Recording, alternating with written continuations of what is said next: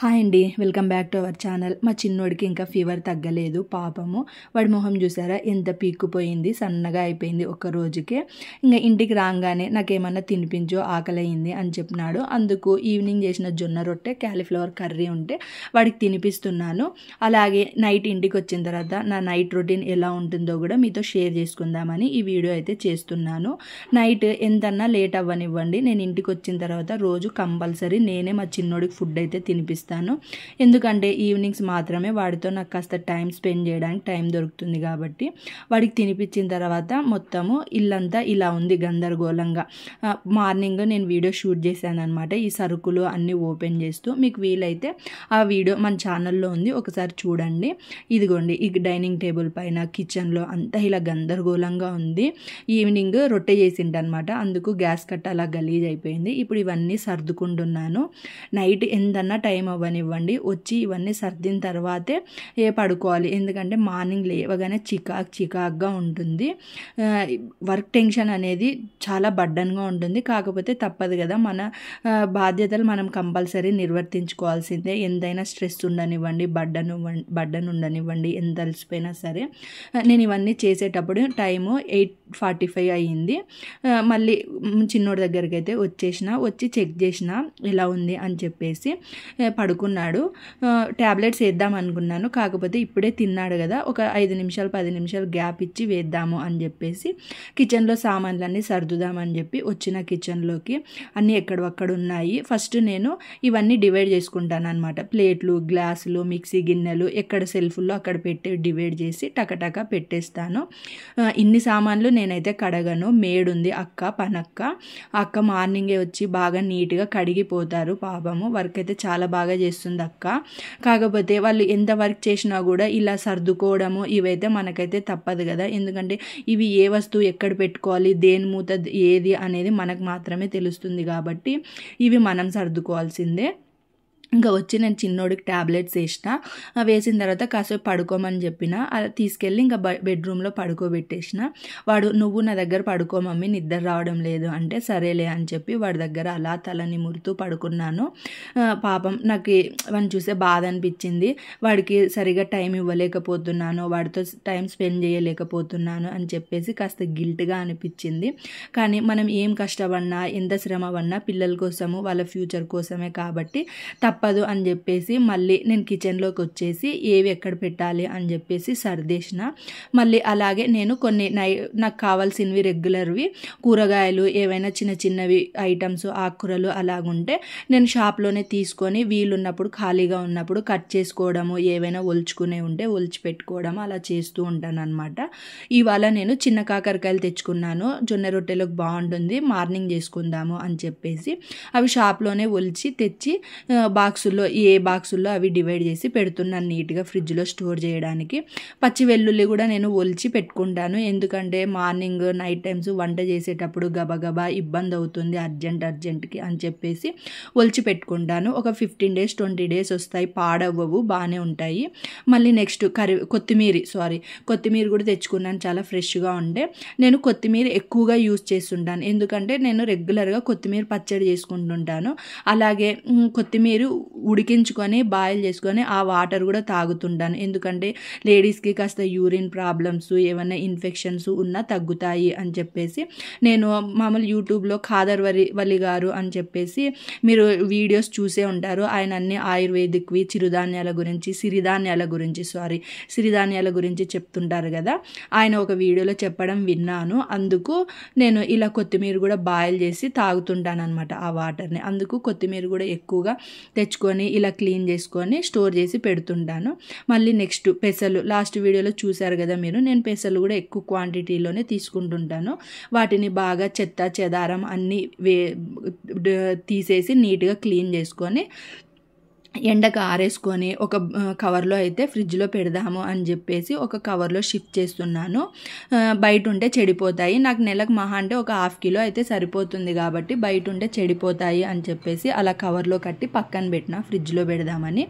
మళ్ళీ నెక్స్ట్ వచ్చేసి ఇంకా నైట్ చేసిన కర్రీస్ అన్నీ, క్యాలీఫ్లవరు, తోటకూర కూడా చేసింటి. అవన్నీ ఏ గిన్నెలోకి ఆ గిన్నెలో సపరేట్ చేసి మార్నింగ్కి వస్తాయి అని చెప్పేసి ఫ్రిడ్జ్లో అయితే పెడుతున్నాను. మళ్ళీ నెక్స్ట్ వచ్చేసి మార్నింగ్ ఇడ్లీలు చేసింటి, అవి కూడా మిగిలింటే ఒక 4 ఇడ్లీలు అవి ఫ్రిడ్జ్లో పెడుతున్నాను. ఇవి ఇడ్లీలు కూడా ఫ్రిడ్జ్లో పెట్టుకోవాలా అనుకోవచ్చు, కాకపోతే ఈ మిగిలిపోయిన ఇడ్లీలు దోశ బ్యాటర్లో వేస్తే గనక చాలా బాగుంటుంది.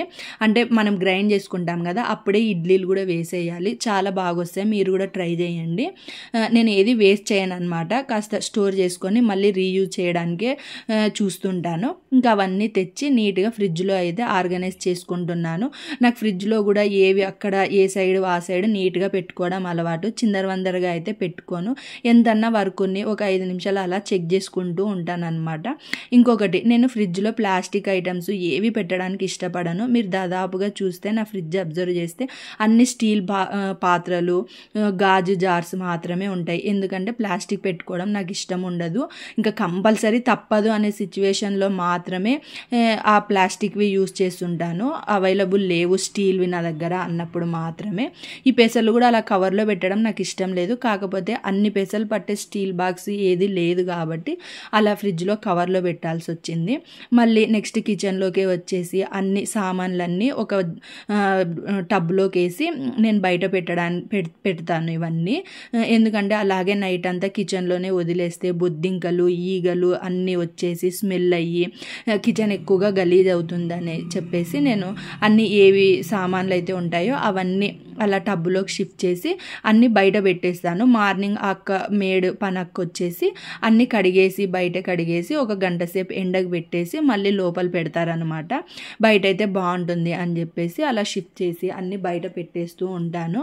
ఎంత పని ఉంటుందంటే అంత పని ఉంటుంది. ఇదంతా వర్క్ కంప్లీట్ చేసుకొని నేను పడుకునే లోపు కనీసం 11 or 11:30 టైం అవుతుంది.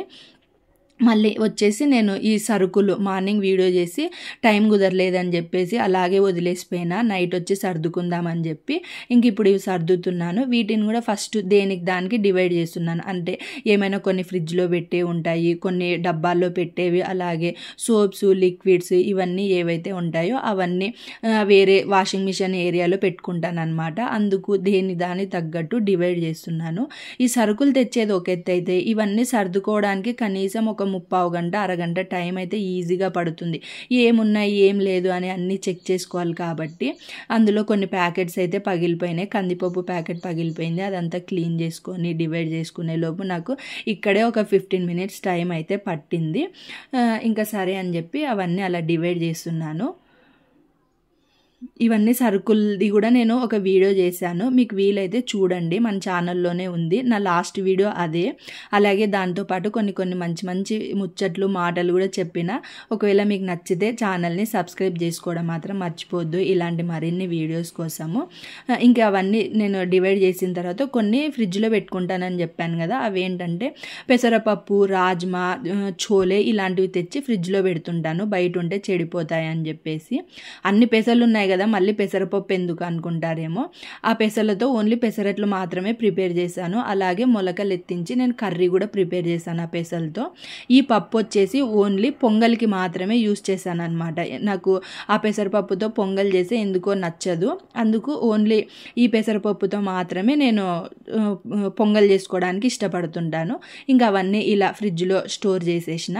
ఇంకా మళ్ళీ వచ్చేసి నేను ఈ సరుకులు సర్దుకునే బకెట్స్లో ఏమున్నాయి ఏం లేదు అని చెప్పేసి అవన్నీ డివైడ్ చేసి ఏ బాక్స్లో ఏం పెట్టాలి అని చెప్పి పెట్టుకుంటున్నాను. అంటే నేను ఏం చేశానంటే టిఫిన్ ఐటమ్స్, ఇడ్లీ పిండి, ఉద్దిపప్పు, శనక్కాయలు, చట్నీకి సంబంధించినవి, పప్పులు ఇవన్నీ ఒక దాంట్లో పెట్టుకుంటాను. ఇంకొక దాంట్లో పాస్తా, నూడిల్స్, మసాలాస్ ఏవైతే ఉంటాయో అవన్నీ ఒక బకెట్లో, ఇంకొక బకెట్లో మిల్లెట్స్కి సంబంధించినవి అంటే కొర్రలు, అండు కొర్రలు, ఊదులు, మళ్ళీ అలాగే బ్రౌన్ రైస్, గోధుమలు ఇవన్నీ ఏవైతే ఉంటాయో, సద్దలు, ఇవన్నీ ఒక బకెట్లో డివైడ్ చేసుకుంటాను. అంటే ఈజీగా ఉంటుంది, ఏ ఐటమ్ దాంట్లో ఉంటే ఈజీగా ఉంటుందని చెప్పేసి ఇలా డివైడ్ చేసుకొని పెట్టుకుంటుంటాను.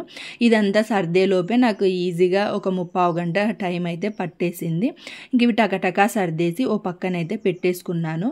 ఇంట్లో ఎంత చేసినా తరగని పనే ఉంటుంది కదా ఆడవాళ్ళకు, ఒక 10 నిమిషాలు కూర్చుందాము అనే ఉండదు. చాలామంది అనుకుంటుంటారు ఏం పని ఉంటుందిలో అని, కానీ hats off to all ladies అండి. ఎందుకంటే బయట వర్క్ని, ఇంట్లో వర్క్ని మెయింటైన్ చేస్తూ ఫ్యామిలీస్ని మెయింటైన్ చేస్తుంటారు కదా, వాళ్ళందరికీ హ్యాట్స్ ఆఫ్. అలాగే నేను ఉద్దిపప్పు కాస్త ఎక్కువే కలిపి పెడుతుంటాను అనమాట, గ్రైండ్ చేసి. ఇడ్లీ పిండి కలిపి పెట్టాను, ఉద్దిపప్పు పెట్టుకొని నాకు ఎప్పుడు కావాలంటే అప్పుడు ఇడ్లీ పిండి ప్రిపేర్ చేసుకుంటుంటాను. అంటే ఎక్కువ పెట్టాను, అది కూడా 2-3 డేస్కి వచ్చేలాగా కలుపుతుంటాను ఉద్దిపప్పు ఫ్రిడ్జ్లో పెట్టి ఇవాళ ఇడ్లీ వేసుకోవాలంటే ఇవాళ కాస్త ఉద్దిపప్పు కలిపి ప్రిపేర్ చేస్తుంటాను అనమాట. ఒకేసారి కలిపి పెడితే పులుపు వచ్చేస్తుంది, ఎందుకు రిస్క్ అని చెప్పేసి ఇలా ప్రిపేర్ చేస్తుంటాను. కాస్త ఉప్పేసి బాగా గిలక్ కొడతాను. నేను హోటల్లో వర్క్ చేసే అక్క తెలిసినక్కుంటే అడిగిన, ఎందుకక్క అంత సాఫ్ట్గా బాగా వస్తాయి అంటే, ఏం లేదమ్మా, పిండి కలిపేటప్పుడు బాగా గిలక్ కొట్టాలి ఒక 5 నిమిషాలు, అప్పుడు దాంట్లో అన్నీ యాక్టివ్ అయ్యి బ్యాక్టీరియా అంతా యాక్టివ్ అయ్యి మార్నింగ్కి బాగా ఉబ్బుతుంది, ఇడ్లీలు కూడా బాగా వస్తాయి అని చెప్పింది. అందుకు నేను ఎప్పుడు ఇడ్లీ పిండి కలిపినా ఇలా గిలక్ కొట్టి పెట్టేస్తాను అనమాట. ఇంకా ఇడ్లీ పిండి కలిపి పెట్టేసి నెక్స్ట్ శనక్కాయలు అయితే వేయించుకుంటున్నాను. నేను ఎప్పుడు చట్నీకి శనక్కాయలు వేయించుకున్నా కూడా 1 కిలో శనక్కాయలు వేయించి పక్కన పెడతాను అనమాట. ఎందుకంటే మార్నింగ్స్ అర్జెంట్కి బాబుకి క్యారియర్కి దానికి ఇబ్బంది అవుతుంది అప్పుడప్పుడు వేయించుకోవాలంటే అని చెప్పేసి ఇలా వేయించి ఒకేసారి జార్లో వేసి పెడుతుంటాను. అందరూ పొట్టు తీసేస్తారు, కానీ నేను శనక్కాయలు పొట్టు తీయకుండా డైరెక్ట్ అలాగే పెట్టుకుంటాను. అది తింటే మంచిది అని విన్నాను, అందుకు అలాగే పెడుతూ ఉంటాను. మీరు కూడా ట్రై చేయండి, టేస్ట్ కూడా బాగానే ఉంటుంది. ఇలా వేయించి ఒక జార్లోకి అయితే షిఫ్ట్ చేస్తాను. ఇదంతా వర్క్ చేసుకునే లోపు టైం అయితే 10-15 దగ్గర అయింది, అంటే 2 అవర్స్. ఇంక ఇవన్నీ కంప్లీట్ చేసుకొని మళ్ళీ నెక్స్ట్ కాస్త వేడి నీళ్ళు తాగైతే రిలాక్స్ అయ్యి పడుకున్నాను. ఇదండి నా రోజు నైట్ టైమ్స్ రొటీన్ అనమాట. ఒక్కో రోజు ఒక్కోలాగా ఉంటుంది. వీడియో నచ్చితే సబ్స్క్రైబ్. మళ్ళీ నెక్స్ట్ వీడియోలో కలుసుకుందాం.